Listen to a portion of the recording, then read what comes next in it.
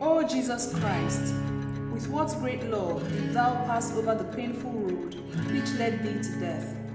And I, how often have I abandoned thee? My Lord, pardon me, and permit me to accompany thee in this journey. Onyenwe.